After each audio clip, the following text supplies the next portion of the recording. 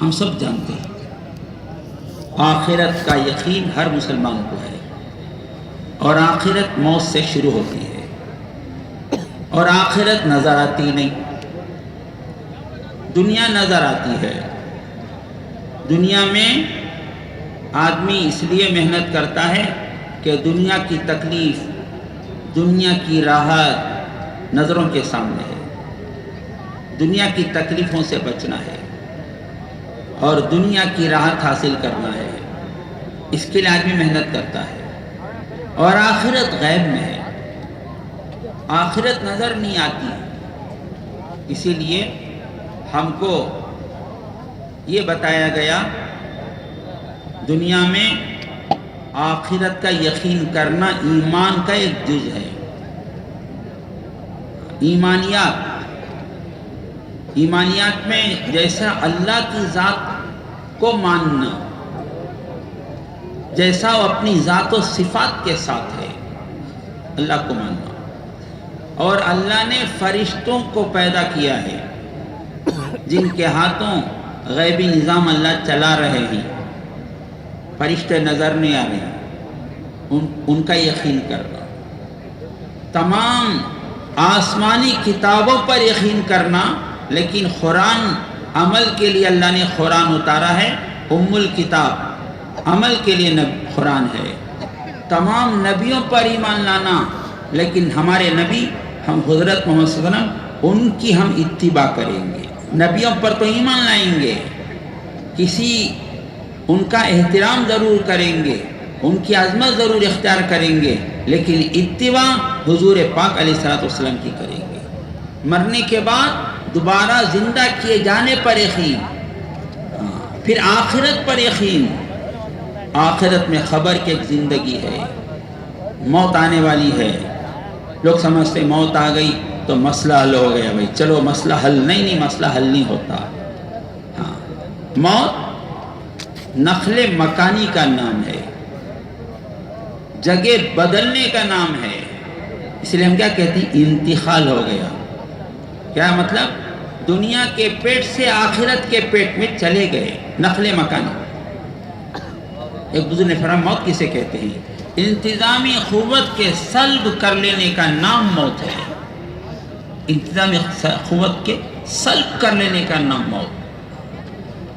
تو موت ایک ہے، اور خبر کی ایک زندگی ہے، اور پھر آخرت کی زندگی ہے۔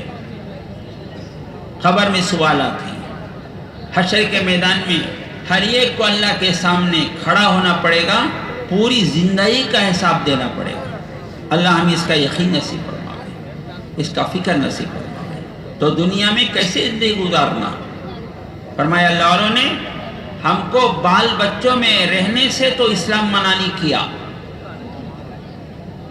کاروبار دھندا کرنے سے منع نہیں کیا، ملنگ بننا ہمارے دین میں نہیں۔ جاؤ بھائی کسی درخت کے نیچے بیٹھ جاؤ، راہب بن جاؤ، رہبانیت کی اجازت ہی نہیں ہمارے دین میں۔ رہبانیت کسے کہتے ہیں؟ دنیا کو ترک کر کے، سب کچھ کو چھوڑ کر جنگل میں کسی درخت کے نیچے کیا پہاڑ میں چلا گیا آدمی، اس کی اجازت نہیں۔ اور دنیا میں ایسا لگا بیوی بچوں میں، کاروبار دھندوں میں، نہ اللہ یاد آیا، نہ اللہ کے نبی یاد آئے، نہ اللہ کے احکامات یاد آئے، نہ نبی علیہ السلام کا طریقہ یاد آیا، اس کی بھی اجازت نہیں۔ اس کا نام نفسانیت ہے۔ بین درمیانی اعتدال والا راستہ ہمیں بتایا گیا ہے کہ دنیا میں کیسے رہنا، یہ سکھایا گیا۔ بیوی بچوں میں رہنا دنیا نہیں، اگر وہ اللہ کے حکم نبی کے طریقے پر آدمی رہے، اس کا بیوی بچوں میں رہنا بھی دین بن جائے گا۔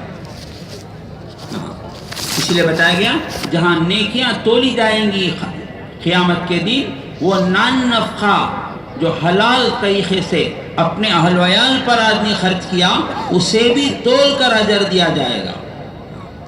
بیوی بچوں کے ساتھ رہنا، اسی لیے فرمایا دین کیا دنیا کیا، منمانی کرنے کا نام دنیا ہے، رب چاہی زندگی کا نام دین ہے۔ میرا رب کیا چاہتا ہے، میرے نبی کا کیا طریقہ ہے، کاروبار کروں گا میں۔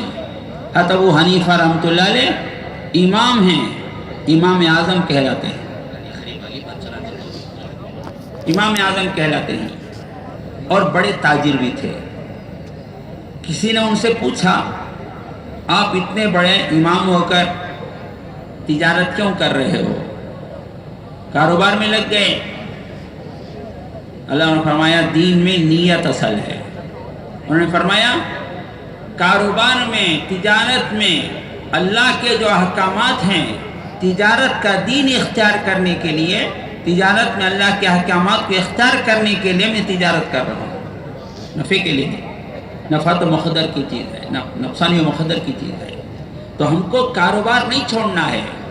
حوصلہ میں تشریف لائے، وہ تمام شعبے تھے جو دنیا میں ہیں آج، لیکن ان شعبوں میں لگنے کا طریقہ آپ نے بتایا۔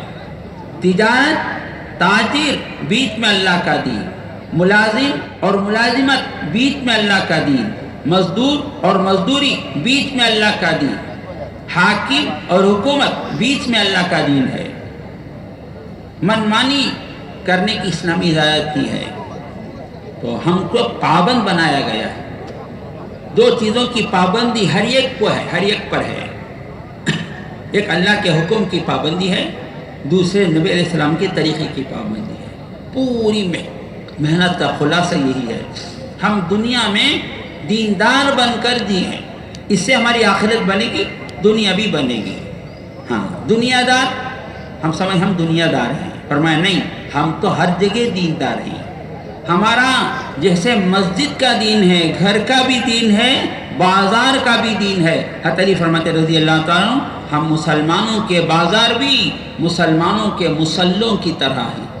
جیسے مسلوں میں، مسجدوں میں خلاف ورزی اللہ کی نہیں ہو سکتی، دین کی خلاف ورزی نہیں ہو سکتی، اسی طرح بازار میں بھی مسلمان آزاد نہیں ہے، وہاں بھی اللہ کو ناراض نہیں کر سکتا، خلاف ورزی نہیں کر سکتا۔